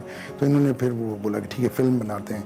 तो ज़ाहिर है मैं उसके साथ रहा था, तो सारी स्टोरी मैंने लिखवाई। वो जुनैद जो जी, very young writer by the way. Junaid बड़े यंग राइटर हैं, बड़े पैशनेट हैं वो। जुनैद को फिर बताई, फिर जुनैद ने उसको फिल्म की शक्ल दी, स्क्रिप्ट बनाए। बड़ी अनथक मेहनत हुई है इस फिल्म के ऊपर। देखे ना, इसके गाने के लिए इतनी मेहनत हुई। राहत फ़तेह अली साहब ने इसमें कवाली की, फिर अताउल्ला साहब ने इसके अंदर परफॉर्म भी किया। मुझे तो बड़ी खुशी इस बात की है कि देखे ना इस फिल्म के अंदर कितने बड़े बड़े लोगों ने काम किया। हमारे साथ इस फिल्म का कोई ऐसा वाकया, सेट पे बहुत चीज़ें होती हैं, हंसी मजाक भी हो रहा होता है, कोई संजीदा शूट भी हो रहा होता है, तो कोई ऐसा वाकया शेयर करें जो हम जान पाएँ और हम उसको विजुलाइज कर सकें। जब ये फिल्म मैंने साइन की या मैंने कमिटमेंट की कि फिल्म करनी है, तो 3.5-4 महीने फिर मैंने और एक हमारे साथ एक कुलीग थी, वो बेचारी बाद में शहीद हो गई थी PIA के हादसे में। एक मॉडल थी ज़ारा आबिद। बिल्कुल बिल्कुल। तो मैं और ज़ारा जो है हमने इसकी ट्रेनिंग ली एक्टिंग की। ज़ारा इस फिल्म का हिस्सा थी। शुरू में उसने मेरे साथ शूट भी किया, लेकिन बाद में जब शहीद हो गई तो फिर उनको रिप्लेस किया गया। एक्टिंग इस वजह से हम मेरे से हो गई। मेरे को तो पुलिस वाले का काम करना था ना, तो वो तो मैं वैसे ही कर रहा था अपनी लाइफ में भी। तो उस काम को एक्ट करना कोई मेरे लिए इतना कोई मुश्किल नहीं था। और फिर असलम के साथ मेरे मतलब 25 साल की रफाकत, 25 साल हमने पुलिस में साथ गुजारे। तो उठना बैठना चलना खाना पीना मुझे तो पता था वो किस तरह करता था। तो इसलिए मुझे कोई ऐसी डिफ़िकल्टी नहीं हुई। तंग कभी कभी हो जाता था, कट कट कट कट। तो वो उसमें वो हमारा एक दानिश मकसूद है, छोटा, आप देखा होगा आपने, तो वो इन्फॉर्मर है उस फिल्म में मेरा। तो एक जगह के ऊपर मैं गाड़ी में बैठा था और मेरे साथ गनमैन था, तो ये आके इन्फॉर्मेशन देता है, तो वो गा के इन्फॉर्मेशन देता था। कॉमेडी थोड़ा सा था उसमें। तो उसमें ये था कि मैंने चाय का कप मेरे हाथ में था, मैंने चाय पीनी थी और सिगरेट लगा के और फिर वो इन्फॉर्मेशन देता था। तो मैं चाय पीऊँ, सिगरेट लगाऊँ, वो जब बात करे तो वो गलत हो जाए। तो उस दिन मैंने 35 चाय पी और 35 सिगरेट और 35 रीटेक्स हुए। तो फिर आखिर में मैंने कहा भाई दानिश, अल्लाह के लिए भाई तू तो आर्टिस्ट है, तू इस तरह नहीं कर। अब मेरे में हिम्मत करे, मेरे होंठ जो है ना जलना शुरू हो गए। अच्छा, एक फिर रैपिड फायर हम करेंगे जल्दी से आपके साथ। 1 word for Asfar. Genius. 2 words for Shamoon. Very genius. 3 words for Tipu. Tipu काबिल, बहुत काबिल है। 1 word for Neha. Talented. Film का कोई फेमस या कोई भी डायलॉग जो आपको याद हो और आप जरा चौधरी असलम के किरदार में आके ना वो निभा दें। अभी उनके घर पे धमाका हुआ था, शायद आपको याद होगा, तो उनके बच्चों के ऊपर हमला हुआ था। उस पर चौधरी साहब बहुत इमोशनल थे, बहुत गुस्से में थे। तो उन्होंने उस जगह पे दहशतगर्दों का, अगर तुम में हिम्मत है तो पहाड़ों से उतर के जमीन पे आओ, अगर तुम्हारी जबानें मैंने ना खींच दी तो तुम मेरा नाम चौधरी नहीं रखना, तुमने शेर के मुंह में हाथ डाला है। सर, ये जो आपने बात की है अदर देन फिल्म ऑल्सो, कि आपकी जो फैमिलीज होती हैं they are also not safe, तो आपकी फैमिली ने किस तरह से कोप अप किया इतने सालों से? कैसी जिंदगी होती है? मेरी तो नहीं, ये तो सारे पुलिस वालों की फैमिलियां जो हैं, वो पहले दिन से जब आप शादी करते हैं तो आपकी वाइफ जो है वो पहले दिन से उसको पता होता है ये पुलिस वाला ही है। तो आपको लगता है कि आप चौधरी असलम के कैरेक्टर के साथ इंसाफ कर पाए इस फिल्म के अंदर? देखिए, ये तो मैं अपने मुंह से क्या बताऊंगा, ये तो लोग बताएंगे कि मैंने इंसाफ किया या नहीं किया। अच्छा, 25 साल साथ रहे, शक्ल भी बहुत मिलती है, कभी ऐसा हुआ कि दहशत गर्दों ने आप पे हमला किया हो चौधरी असलम समझ? जब चौधरी साहब जिंदा थे ना, उस वक्त तक और उससे पहले तक मैंने जिंदगी में कभी दाढ़ी मूंछ नहीं रखी। उससे पहले मैं क्लीन शेव था। फिर ये कैसे हुआ? ये इस फिल्म के लिए हुआ। अच्छा, ये इस फिल्म के लिए हुआ है, तो फिर तो शक्ल मिलती भी थी तो कोई मसला नहीं था, क्योंकि पहचान में आते ही नहीं थे। दूसरा ये कि जो किसी को टारगेट करता है ना, वो उसकी रेकी करता है पूरी। आपके भी बड़े सारे मिशन रहे होंगे, उसको अकम्प्लिश करने में डेफिनेटली मुश्किलात का सामना करना पड़ा होगा। कोई ऐसी मुश्किल जो आज तक याद हो? ब्लाइंड केसेस होते हैं, लाश मिली है, बोरी में मिली है, अब हमें क्या पता है ये मतलब बोरी में कौन डाल के चला गया मार के। जब वो शुरू होते हैं फिर किलो से किलो, किलो से किलो, आखिर एक दिन होता है। तो आपको मैं बताऊं मज़े की बात, कराची के अंदर 95% मर्डर जो है वो डिटेक्ट हैं। जुर्म पकड़ना बहुत आसान है, उसको सज़ा दिलाना सबसे मुश्किल काम है। वो सज़ा इसलिए नहीं मिलती है कि लोग गवाही नहीं देते। किस चीज़ से डर लगता है? बस डर नहीं लगता, एक शिकायत है कि लोग हमें प्यार नहीं करते, बस सिर्फ ये शिकायत है, लोग हमें अच्छा नहीं समझते। इसके लिए क्या इकदाम इंसान ले सकता है या पुलिस क्या इकदाम ले सकती है? मैं आपसे बताऊं ना, इकदाम तो कर ही रहे हैं ना, शुरू से कर रहे हैं। अभी भी 3200 लोग शहीद हो गए हमारे, 3200, लेकिन उस 3200 शहादत का वो प्यार नहीं मिला। किसी ने हिम्मत ही नहीं की आज तक हम पे, ना फिल्म बनाने की, ना ये भी हम खुद कर रहे हैं। तो ये बड़ी बात है, ये चेंज है। मैं समझता हूँ पुलिस से के बराबर अगर कोई काम करता है हमारे, मैंने देखा है जो इस फील्ड के अंदर, तो वो आपके क्राइम के रिपोर्टर्स हैं। बिल्कुल। आपको लगता है कि ये दुनिया ऐसी ही है, कभी भी कुछ भी हो सकता है? अपने आप को तैयार रखते हैं यहाँ पे से? हम तो तैयार हैं, हर वक्त तैयार हैं, एनी टाइम। जब गोलियां लगी थी उस वक्त भी हम तैयार थे। वो अल्लाह ने बचा दिया तो हम यहाँ हैं, वरना तो तकरीबन 15 साल हमारी शहादत को भी हो गए होते। इस पूरी टीम के साथ मुझे बहुत अच्छा लगा आपसे आज ये हार्ट टू हार्ट सेशन करते हुए। आज का शो आपको कैसा लगा? आपने क्या सीखा आज के इस शो से? क्योंकि मेरे लिए हर शो एक लर्निंग होती है। अगर आपको शो आज का अच्छा लगा तो जरूर दीजिएगा फीडबैक। दिस इज मी सारा बलोच साइनिंग आउट। जाते जाते एक साथ पाकिस्तान जिंदाबाद। Welcome back to Expresso. कुछ आपकी सेहत के बारे में काफ़ी दिन से मौसर तरीके से बात नहीं हो पाई थी, जेनेरिक तो चलती रहती है। अक्सर हमारे सर और गर्दन में दर्द हो रहा होता है या हमारा गला ख़राब हो रहा होता है। इसको हम बाज़ औक़ात दिन भर की थकावट समझते हैं, नज़रअंदाज कर देते हैं, और गले की खराश को भी हम मौसमी ख़राबी पर अक्सर डाल देते हैं, और ये पाकिस्तान में बहुत ज़्यादा होता है। और फिर सेल्फ मेडिकेशन करके समझते हैं कि हम ठीक हो गए। लेकिन अब साइंस और रिसर्च ये कहती है तिब के अंदर कि ये इसको इतना लाइट नहीं लेना चाहिए। ये सर और गर्दन का जो दर्द है ये महज दर्द नहीं, कैंसर के अंदर कन्वर्ट हो सकता है, और कैंसर तो जानलेवा है ही। इसकी अलामात क्या हो सकती हैं और किन सूरतों में इसको सीरियस लेना बहुत ज़रूरी है, देन इसको क्योर कैसे किया जा सकता है, हम इस मुख्तसर सेशन के अंदर इसी मामले पे बात करेंगे। बिल्कुल, हमारे साथ हमारे गेस्ट मौजूद हैं। डॉक्टर मोहम्मद अब्बास हमारे साथ मौजूद होंगे, head of oncology department, king Edward medical university. उसके साथ साथ हमारे साथ होंगे प्रोफेसर असद चट्टा, जो कि हेड ऑफ डिपार्टमेंट है, मेक्सोफेशियल सर्जन है CMH में। उनको हम खुश आमदीद कहेंगे। Thank you very much sir, बहुत शुक्रिया आप दोनों का। सबसे पहले तो सर ये ऑब्वियसली हम डॉक्टर अब्बास आपसे शुरू करते हैं। हम जब सर और दर्द की बात करते हैं नॉर्मली हम इसको बड़ा लाइट लेते हैं और सेल्फ मेडिकेशन के तौर पे हम कहते हैं जी थोड़े थकावट की वजह से हो गया, कोई भी रीज़न हो सकती है। ये जो हम सर और गर्दन के कैंसर के हवाले से बात करेंगे, ऑरल कैंसर के हवाले से बात करें, इसके सिम्टम्स बेसिकली क्या है जिनको नेगलेक्ट नहीं किया जा सकता? जी बहुत शुक्रिया। बिस्मिल्लाहिर्रहमानिर्रहीम। सर और गले का कैंसर जिसको हेड एंड नेक कैंसर बोलते हैं, ये हमारे ब्रेन से लेके नीचे गर्दन तक के जितने ऑर्गन्स हैं उन सब को कवर करता है। और ये सिम्टम्स उन्हीं से रिलेटेड होंगे कि अगर नाक के पीछे कैंसर है तो नेज़ोफरेंजियल है, उसमें नेज़ल ट्रायंग आ सकता है, कान की बंदिश हो सकती है, आवाज़ सही नहीं आ रही है, मुंह के अंदर कोई रसौली का आना, कोई ज़ख़म पैदा हो जाना, गले के अंदर आवाज़ का चेंज हो जाना, या गले के अंदर गिल्टियाँ या रसौलियाँ पैदा हो जाना। इस तरह इनके साथ पेन या जलन और ये चीज़ें भी साथ साथ आ सकती हैं। नहीं तो इसको डिफरेंसेस इसका कैसे करें? असद साहब ये बताइए कि एक नॉर्मल मुझे दर्द हो रहा है या एक रूटीन का पेन हो रहा है, फटीग हो रही है, और एक ये जिसको मैंने सीरियस लेना है, तो अब ये सिम्टम्स तो यूजुअली नॉर्मल भी चलते रहते हैं जो डॉक्टर साहब ने बताया, तो इसको फिर डिफरेंशिएट कैसे करें एक आम शहरी होने की? Thank you very much for inviting for such an important topic जी। इसमें आपका बड़ा पर्टिनेंट क्वेश्चन है। इसमें अगर एक मुंह के अंदर अल्सर बनता है, normally we develop ulcers every now and then our oral cavity. तो होता ये है कि अगर एक ulcer within a week और 10 डेज हील कर जाता है तो normally it is not dangerous. But अगर एक अल्सर, नॉर्मल हमारी जो गाइडलाइंस वो ये कहती हैं एक अल्सर या कोई स्वेलिंग ऐसी है which is persisting for more than 14 days, तो it is important to consult an specialist जी। और फिर स्पेशलिस्ट डिसाइड करता है कि उस अल्सर को हमने आगे इन्वेस्टिगेट करना है further. There are number of investigations like we can go for an biopsy और we can go for imaging, for example MRI और CT स्कैन। तो मल्टीपल इसमें प्रेजेंटेशंस आ सकती हैं। For example ulcer is one presentation. There could be a swelling which sometimes is not painful. This is very important. It's not always painful. If your bone is increasing in size in your oral cavity, you can feel with your tongue, और आपको वैसे मुंह पे नज़र आ रही है कोई बाहर, तो ये बड़ा इंपॉर्टेंट है कि आप किसी स्पेशलिस्ट को ज़रूर चेक करा लें, वो उसको क्लिनिकली देख ले whether it needs to be investigated, और उसको अभी आप उन्होंने आगे लेके चल। अच्छा, इसके वजूहात क्या हो सकती हैं अगर हम बात करें रीजंस की वजह से, कि ऑब्वियसली ये सारे मामला किसी ना किसी एक चले लॉन्ग टर्म आपका कुछ ना कुछ चल रहा होता है जिसका इम्पैक्ट आता है बाद के अंदर, क्या रीजंस वजूहात जिनको हम कहेंगे?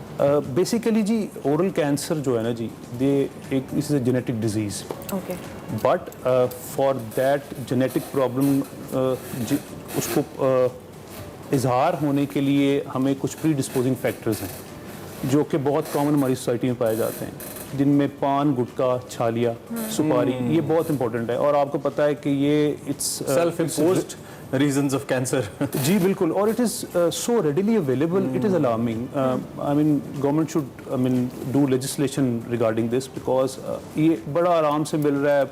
सिगरेट पे हम वो लगा तो देते हैं ओरल कैंसर की पिक्चर, लेकिन it is accessible to even children. जी बिल्कुल ऐसे। तो कोई उसके लिए हमें लेजिस्लेशन करने की ज़रूरत है। इसके अलावा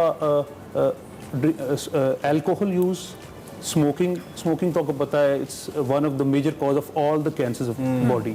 सो when these factors accumulate, so the risk of developing oral cancer is manifold. Right doctor Abbas, एक तो ये कि लेट्स सपोज एक चीज़ डेवलप हो गई है, एज प्रोफेसर साहब सेड कि वो अनयूजुअल है, आपको लग रहा है, उसके बाद एक मरीज क्या करे, पहला स्टेप क्या होना चाहिए, और फिर फर्दर इसको क्योर करने के लिए क्या सॉल्यूशंस है? और फिर आप बता रहे थे कि there are two solutions, one is surgery, another is जो आपका रेडिएशन का तरीका है। तो आप जरा इसको एक्सप्लेन कर दें कि स्टार्ट में पेशेंट क्या करे जब उसको फील हो कि there is something unusual, and आगे कैसे प्रोसीड करें? सबसे इंपॉर्टेंट मैसेज इस प्रोग्राम का ये हो सकता है कि early diagnosis can save life.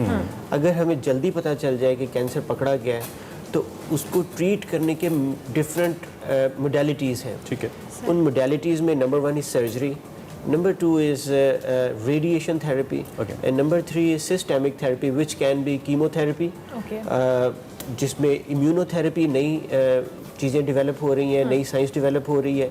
फिर कुछ टारगेटेड थेरेपीज़ आ रही हैं जो साइंस डेवलप होने के साथ साथ मरीज़ों के लिए आती चली जा रही हैं। लेकिन एक मरीज़ को क्या चाहिए, अगर अर्लीस्ट स्टेज पे पकड़ा जाएगा तो सिर्फ सर्जरी काफ़ी होएगी। अगर थोड़ा सा और बढ़ जाता है तो सर्जरी के साथ हमें रेडिएशन इंक्लूड करनी पड़ेगी, और रेडिएशन और सर्जरी दोनों मिलके इट्स अ पेनफुल प्रोसेस। और उसके बाद अगर उससे भी आगे चली जाती है तो हमें साथ में कुछ और चीज़ें ऐड करनी पड़ेंगी। मॉर्बिडिटी बढ़ जाती है, ड्यूरेशन ऑफ ट्रीटमेंट बढ़ जाती है, सर्जरी की वो एक्सटेंट बढ़ जाती है। सर्जरी का सक्सेस रेशो क्या है हमारे यहाँ पाकिस्तान? सर्जरी प्रोफेसर ज़्यादा अच्छा बता सके। जी, सर्जरी का सक्सेस डिपेंड करता है कि स्टेज पे चांसेस है कि सर्जरी के बाद दोबारा इट कैन ग्रो। हाँ जी, हम इसको कहते हैं जी 5 year सर्वाइवल रेट जी। In every cancer patient we determine 5 year survival rate. उसमें ये होता है कि किस स्टेज पे वो आपके पास आया patient. There are 4 stages generally. जैसे अब्बास साहब ने फरमाया कि अगर जितनी जल्दी हमारे पास मरीज आएगा ना जी, तो उसके सर्वाइवल के चांसेस ज़्यादा हैं। ठीक है, अर्ली प्रेजेंटेशन को अगर जनरली देखा जाए तो सर्वाइवल रेट जो है मोर देन 50% है, और अगर with every progressing stage the survival rate decreases. ठीक है, so I mean it can not be emphasized more के early diagnosis is the key for the treatment of the cancer. और surgeries और ये सारी मोडेलिटीज जो हैं, बाद में कॉम्प्लिकेशंस बहरहाल बढ़ ही जाती है। एब्सोल्युटली। अच्छा, जो पाकिस्तान में अगर हम स्पेसिफिकली बात करें तो इस कैंसर की रेशो कितनी है डॉक्टर अब्बास? कितने लोग इसका शिकार हो रहे हैं और लोगों को अवेयरनेस कितनी है इस हवाले? और एज ग्रुप भी बताइए कि किस एज ग्रुप के ज़्यादा? अब ये देखिए कि पाकिस्तान का मेल्स में most common cancer head and neck cancer. अच्छा, ओके, मेल्स में। अच्छा, ये एशियन कम्युनिटी के अंदर ज़्यादा प्रिवेल करता है। वाई? क्योंकि हमारी हैबिट्स ऐसी हैं, ओरल हाइजीन अच्छी नहीं है, हमारे पान, गुटखा और इस तरह की चीज़ें हम ज़्यादा इस्तेमाल करते हैं। ये सारी चीज़ें मुंह को जाके ज़ख्मी कर देती हैं, and which can be a root cause to develop a cancer. अब ये जो चीज़ें हैं, ये इनके ऊपर, जैसे डॉक्टर साहब ने बताया कि हमें इनके ऊपर लेजिस्लेशन करके इनको रोक। पूरी दुनिया में सिर्फ सब कॉन्टिनेंट का एरिया ऐसा है जहाँ पे head and neck cancer is the most common cancer. दुनिया में लंग कैंसर है, फीमेल्स में ब्रेस्ट कैंसर है, फीमेल्स में second most common cancer in Pakistan is head and neck cancer. अच्छा, तो ये इतनी ज़्यादा इसकी प्रेवलेंस है, और इसमें पाकिस्तान में अगर देखा जाए तो हर साल तकरीबन 20,000 नए केसेस कैंसर की डायग्नोसिस, बिग नंबर। या और फिर उसके बाद आगे चलिए अगर, तो तकरीबन 30,000 के करीब और 20-30 हज़ार करीब है जो कैंसर के साथ, हेड एंड नेक कैंसर के साथ जी रहे हैं। टोटल कैंसर के number of patients such a great number, क्योंकि हमारी बात यहाँ पे होती रहती है ऑफ एंड ऑन मुख्तलिफ खासतौर पे कैंसर से रिलेटेड डिजीज को लेकर, तो इट्स अ बिग नंबर जी, and thank you very much for coming. कुछ कम अज़ कम हमने कोशिश की कि अवेयरनेस इस पे हो। कोई और नशिस्त भी हम ज़रूर रखेंगे डॉक्टर साहिबान के साथ, ताकि हम इसको मजीद एक्सप्लेन कर सकें और आपके लिए मजीद आसानी का बायस बने। आप दोनों साहिबान का बहुत शुक्रिया, तशरीफ लाए, आपने वक्त निकाला। जब भी आपको कोई अनयूजुअल अलामात महसूस होती हैं, जैसे डॉक्टर साहब ने कहा, तो पहली चीज़ ये है कि आप इसको अर्ली डायग्नोसिस की जानिब जाएं, और ताकि जल्द हो जाएगा तो उससे बचाव के चांसेस ज़्यादा। इस पर बात करते रहेंगे, ब्रेक लेते हैं, ब्रेक के बाद आते हैं।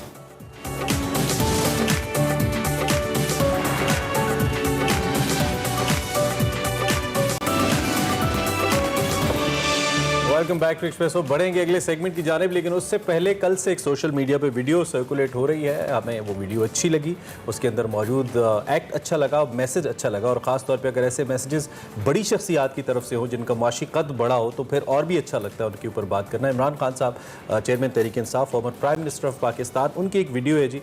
हाँ। ऐसे इकदाम को फॉलो करें खान साहब के, जिससे कुछ मुल्क का भी फायदा हो। एग्जैक्टली, ये बहुत इंपॉर्टेंट बात इमरान ने की कि वैसे तो आप हर चीज़ फॉलो करने के लिए लड़ भी पड़ते हैं, अपने रिश्तेदारों से भी लड़ पड़ते हैं, अपने दोस्तों से भी लड़ पड़ते हैं, लेकिन जो ऐसी चीजें हैं जो जरूरत है हमारे माशरे की, उसको भी फॉलो करें। पानी बचाना उन्होंने बात की, दरख्त लगाना, ये अच्छी बात है। खान साहब की सोशल वर्क बहुत ज्यादा करते हैं, ह्यूमैनिटी की बात करते हैं, तो ये अच्छा है। सोशल जस्टिस की भी बात करते हैं, लेकिन ये जो प्रैक्टिकली उन्होंने किया ना, इट्स वेरी गुड, और इसको फॉलो करना चाहिए। चले जनाब आगे बढ़ते हैं। अब बारी हमारे सेगमेंट माइंड मैटर्स की, जिसमें वकार अहमद मलिक आज बात करें कि जो ज़ेर ज़मीन पानी है उसको बारिश के पानी से कैसे रिचार्ज किया जा सकता है, किया जा सकता है या नहीं। इसी पे आज है हमारा सेगमेंट माइंड मैटर्स।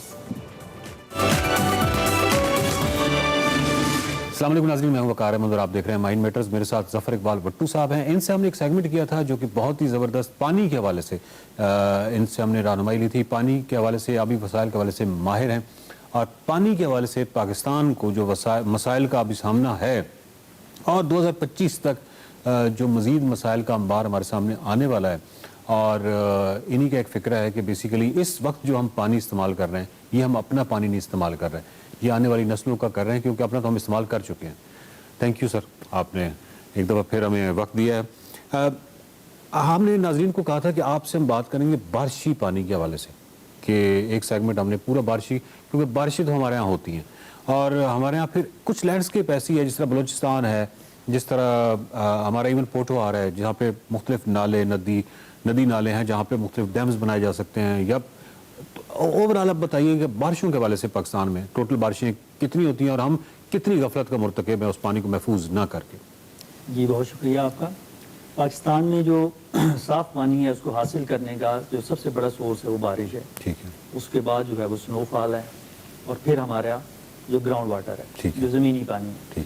ज़मीनी पानी तकरीबन उतना ही है हमारे पास जितना हम बारिशी पानी इस्तेमाल करते हैं सालाना, उतना ही हम ज़मीनी पानी इस्तेमाल कर लेते हैं। और उसकी बुनियादी वजह भी यही है कि जो बारिश से हमें पानी मिलता है वो साल के 3 महीने में 70-80% पानी हमें जो है बारिश से आ जाता है। ठीक है। जिसको हम स्टोर करने और उसको आगे मुनासिब तरीके से इस्तेमाल करने के सिलसिले में हमको वाटर मैनेजमेंट नहीं करते, तो वो मौका हम ज़ाया कर देते हैं। और उसके बाद बाकी जो 8-9 महीने हैं उसमें जब हमें ज़रूरत पड़ती है तो ज़ाहिर है फिर हम ग्राउंड वाटर इसको एक्सट्रैक्ट करते हैं। तो एक तो ये बहुत बड़ा मौका हम ज़ाया कर देते हैं इन टर्म ऑफ स्टोरेजेस और डैम्स। इसके साथ साथ जो हमारे शहरी इलाके हैं, शहरी इलाके में भी आप देखेंगे बारिश जब होती है और बारिश का पानी आता है तो वो बजाय रहमत की हमारे लिए जहमत बना हुआ होता है। गलियों में फ्लडिंग हो जाती है और घरों में पानी घुस जाता है और कई दिन तक सड़कों पर पानी खड़ा रहता है। तो ये भी एक बहुत बड़ा मौका होता है कि इस पानी को आप प्रॉपर तरीके से गाइड करके, चैनलाइज करके ग्राउंड वाटर रिचार्ज कर लें। जिस तरह अभी पाकिस्तान के तमाम बड़े शहरों में ग्राउंड वाटर बहुत नीचे चला गया है। इवन लाहौर में भी अब पीने का जो पानी है 600-700-800 फुट नीचे चला गया है। तो ये एक बहुत बड़ा मौका होता है कि जिसमें हम कुदरती तरीके से इस पानी को गाइड करके डूंगी ग्राउंड्स बना के, पॉन्ड्स बना के, वेल्स बना के, रिचार्ज वेल बना के अपने ग्राउंड वाटर को रिचार्ज कर लें। लेकिन हम इस तरफ कोई तवज्जो नहीं करते और उसकी वजह ये पानी हमारे लिए मुसीबत बना हुआ होता है। मतलब लाहौर के हवाले से रिचार्जिंग जो है, रावी तो वैसे ही मतलब सूखा हुआ है, इसके अलावा कोई रिचार्जिंग सिस्टम नहीं है लाहौर में, तो ये तो लाहौर के लिए ज़्यादा तकलीफ दे बात हो जाएगी ना। मतलब 1.5 करोड़ की आबादी और जिस तरीके से वाटर टेबल नीचे जा रहा है, तो लाहौर के वाले से आपको बहुत ज़्यादा अंदेशा नहीं नजर आता? जी, लाहौर की जो, इस पर मैंने एक आर्टिकल भी लिखा था, लाहौर का जो पानी है ज़ेर ज़मीन बहुत तेज़ी से नीचे जा रहा है। ये ऑन एवरेज जो है 1 मीटर हर साल में ये पानी नीचे चला जाता है। मैक्सिमम नीचे हम कहाँ तक जा सकते हैं, ये कोई आइडिया है? नहीं, ये अभी तक तो हम 800 फुट तक चले गए हैं, लेकिन अगर हम 1000-1200 फुट तक चले जाएं तो फिर नॉर्मल पंपिंग से वो पानी हम पंप भी नहीं कर सकते, उसके लिए बहुत ज़्यादा एनर्जी, टर्बाइंस और और वो कॉस्टली भी हो जाएगा। और उसके साथ साथ फिर और भी नुकसान हैं उसके कि आपको फिर उस तरीके से अपनी ज़रूरियात के लिए पानी मुयसर नहीं होगा, और उसको रिचार्ज करने में इससे कितना ज़्यादा अरसा लगेगा, क्योंकि आपको पानी एक्सट्रैक्ट करने में कोई इतना टाइम नहीं लगता, लेकिन उसको अगर आपने ज़मीन में रिचार्ज करना पड़े तो बहुत ज़्यादा एफर्ट और कोशिश चाहिए होगी। और इस सिलसिले में अभी भी हमारे पास अभी भी मौका है कि हमें इस रेन वाटर हार्वेस्टिंग टेक्निक्स जो हैं जो पूरी दुनिया में बड़ी कॉमन है और कोई बहुत ज़्यादा रॉकेट साइंस नहीं है, और दुनिया के ऐसे ममालिक भी जहाँ पे बारिशें बहुत ज़्यादा मिकदार में होती हैं, इवन वो लोग भी बारिश के पानी को रिचार्ज करने के लिए या इसको रिसाइकल करके इस्तेमाल कर लेते हैं। लेकिन हमारे यहाँ एक ऑर्गेनाइज तरीके से इस मामले पे कोई सोच विचार नहीं हो रहा और ना ही कोई एफर्ट नज़र आती है। पिछले दौर में कुछ हुकूमत ने रेन वाटर हार्वेस्टिंग टैंक्स बनाने की कोशिश की है, अगरचे वो एक बहुत लिमिटेड एफर्ट है, 3-4 टैंक बने हैं लाहौर में बारिश के पानी को स्टोर करके उसको दोबारा, लेकिन वो एक एज ए पायलट प्रोजेक्ट बहुत अच्छा प्रोजेक्ट है कि जिससे एक आप एक कॉन्सेप्ट देते हैं कि रेन वाटर को हार्वेस्ट करके आप इसको इस्तेमाल किया जा सकता है, पौधों को पानी के लिए इस्तेमाल किया जा सकता है, ग्राउंड वाटर रिचार्ज के लिए यूज़ किया जा सकता है। और पोटवार में जो ओवरऑल वहाँ पे भी डैम्स बन रहे हैं, इतने बन रहे हैं जो आप क्योंकि डैमों के माहिर हैं तो मैं उस हवाले से कह रहा हूँ कि इतनी तादाद में बन रहे हैं कि आप मुतमैन हैं? जी, पोटवार एक ऐसा इलाका है हमारा जहाँ पे बारिश अच्छी खासी तादाद में हो जाती है और बहुत अच्छी, जेलम साइड पे तो बहुत अच्छी बारिश हो जाती है, और वहाँ पे जो पंजाब इरिगेशन डिपार्टमेंट का स्मॉल डैम का जो इदारा है वो बहुत से डैम बना रहा है, 50 से ज़्यादा डैम तो बन चुके हैं। स्मॉल डैम के साथ साथ मिनी डैम्स बहुत ज़्यादा तादाद में बने हुए हैं, 2-2.5 हज़ार की तादाद में बने हुए हैं। लेकिन इन डैमों का एक जो थोड़ा सा दूसरा पहलू वो ये है कि कमांड एरिया जो इस डैमों से फ़ायदा लेना चाहिए टर्म ऑफ एग्रीकल्चर, वो इतना ज़्यादा डेवलप नहीं हो सका, लेकिन वाटर स्टोरेज के लिहाज से अच्छी, रिचार्जिंग के हवाले से ये अच्छी है, माहौल के लिहाज से ये बहुत अच्छे हैं, लेकिन इनका जो एग्रीकल्चर का कंपोनेंट है उसको इम्प्रूव करने की ज़रूरत है। बलूचिस्तान में भी आपने काम किया? जी, बलूचिस्तान में मैंने बहुत काम किया, बहुत ज़्यादा काम किया, तो इस पर तो हम अल्लाह से पूरा, लेकिन ओवरऑल अभी मुख्तसरन बता दीजिए कि बलूचिस्तान में कितने डैम्स पे आपने काम किया है और बलूचिस्तान की जो सूरत हाल है वो क्या है?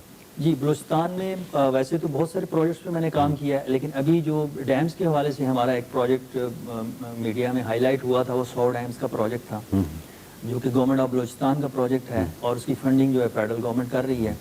ये 2008 से शुरू हुआ था और अब तक ये कुछ 62 डैम्स जो हैं वो बन चुके हैं और वो बलूचिस्तान के तकरीबन हर इलाके में बनाए गए हैं। अच्छा। और इनका मेन मकसद ही बारिश के पानी को स्टोर करना है, क्योंकि बलूचिस्तान में जो वाहिद जो सोर्स है पानी का वो बारिश ही है और वो बारिश भी बहुत कम होती है। तो डैम सारे 62 की 62 जितने भी डैम्स हैं वो सक्सेसफुल पानी, अल्हम्दुलिल्लाह वो सारे सक्सेसफुल हैं, कई दफा वो पानी भर चुका है और इस्तेमाल हो रहे हैं।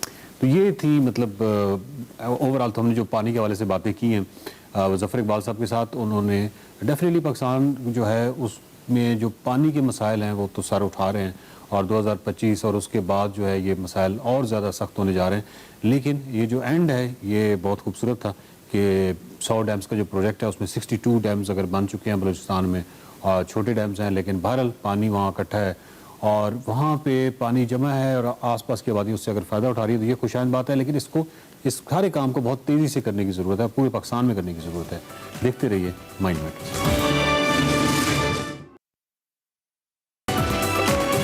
Welcome back to Expresso. Show का वक्त खत्म होने वाला है, लेकिन जाते जाते हाँ फाइनली खुशी, बट आज हमें एक्सरसाइज कराने वाली हैं, तो खुशी क्या करवा रही है? Thank you Imran.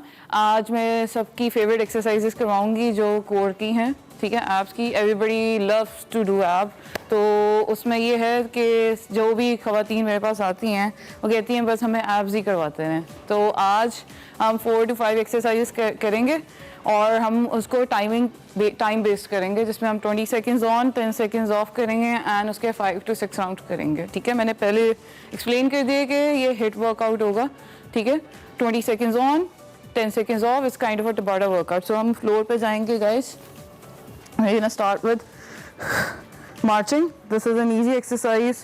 ये सारे घर पे कर सकते हैं, हेड डाउन भी कर सकते हैं, थोड़ा एडवांस करना है तो नेक को ऊपर कर दें, ठीक है। And point your toes forward and breathe out exhale. And then second exercise is alternate V-ups. अगर ये डिफिकल्ट हो रहे हैं बेंड करके उठा लें, इसमें आपकी अपर बॉडी भी लिफ्ट होगी, लोअर बॉडी भी लिफ्ट होगी. Breathe out as you lift your leg up. आपने एक्सेल करना है, उससे आपके कोर मसल स्क्वीज होंगे और कॉन्ट्रैक्ट होंगे, ठीक है. And then leg raises.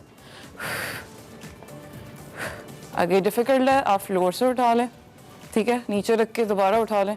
या अगर ये भी डिफिकल्ट है तो आप चेयर पे भी रख सकते हैं अपने लेग्स ईजी करने के लिए, ताकि थोड़ा स्ट्रेच आना शुरू हो. प्रोग्रेशंस इसी तरह होती हैं.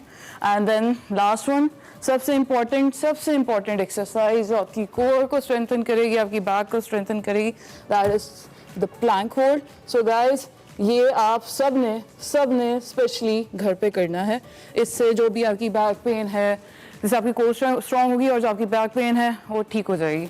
So guys practice this at home if you want a linear and if you want to strengthen your muscles or core muscles, then try this at home. See you guys soon. Allah Thank you very much खुशी, बहुत शुक्रिया कि आपने हमें exercise बता दी. खुशी but हमारे साथ इस हब्स के मौसम में एक्सरसाइज बता दी. खैर प्रोग्राम अपने इख्तिताम को पहुंचा. इससे पहले कि हम जाए, दो एहतियातें बहुत ज़रूरी हैं. एक तो कोविड चूँकि दोबारा से सर उठा रहा है, बूस्टर शॉट लगवा लीजिए अगर नहीं लगवाई हुई, और मास्क का इस्तेमाल शुरू कर दीजिए, नंबर 1. नंबर 2, चूँकि कल भी हमने डिहाइड्रेशन की बात की थी, पानी ज़्यादा से ज़्यादा इस्तेमाल करें, अपने आप को हाइड्रेटेड रखें और इस मौसम की सख्ती से बचाने के लिए एहतियात करें.